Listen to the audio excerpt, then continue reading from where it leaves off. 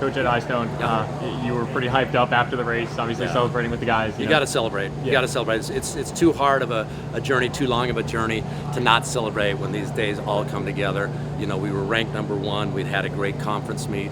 We were able to kind of float through the regional meet, but we knew we had a juggernaut still to negotiate with Oklahoma State, Iowa State, and you know, Big 12 opponents. We knew they were probably going to be the top dogs that we were going to have to battle.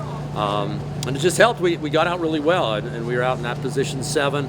We wanted to get out well. I didn't anticipate us getting out that well. I think it helped that the pace, that first K was kind of conservative. So us getting out well, suddenly we got, you know, 7 guys or 6 or 7 guys right there in the top 50.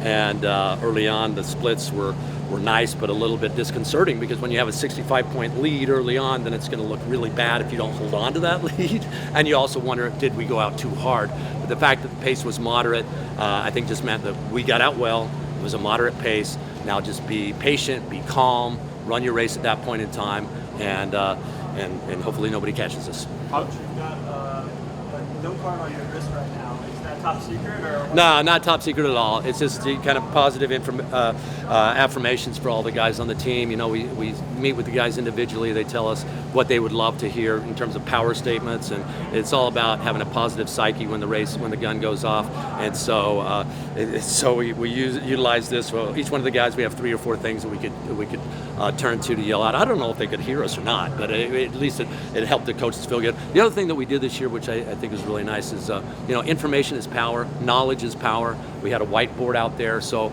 we were able to write. I assumed we were going to be down negative points early on, but the first split they saw, we didn't bother giving it to them until about 4K, 5K, when things had spread out, was a plus 65. I think when they saw that at halfway, plus 65, that means, okay, don't screw up at this point in time. Just keep things rolling along and battle to the finish. And those numbers got more and more narrow as it went, 65, 45, 30.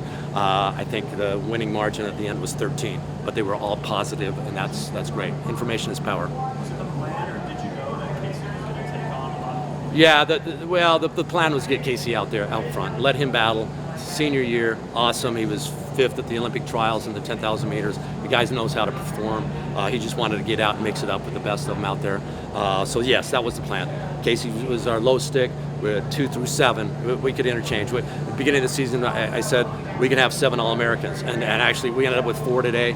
But the 5, 6, 7 are capable on the right day. So I mean, our 7th man was an Olympian in the steeplechase. So good things happened. We knew we had a strong squad. We knew that this was the year to do it, because we're graduating probably 4 guys, at least 4 guys after this year. So really proud of the way they manned up. They got it done. They held on. They got the lead. And then once you get the lead, you go from being the hunter to the hunted. I thought they did a great job knowing that they were in the lead and just holding on to that lead. Does it keep on your campus any synergy? Oh, certainly, yeah. I think, you know, I'm Coach Taylor's biggest fan. You know, I made that hire about 9-10 years ago. I knew that she had the you know, whatever it is to pull it off, and she's come in and done an amazing job. To have the women go out, to have them you know, end up coming from behind in their race, scoring the win, was huge for us. And I said, okay guys, it's our turn now, let's get it done. One more, Coach, question. Yeah. What BYU is known for being a notoriously tough team, tough squad. Yeah.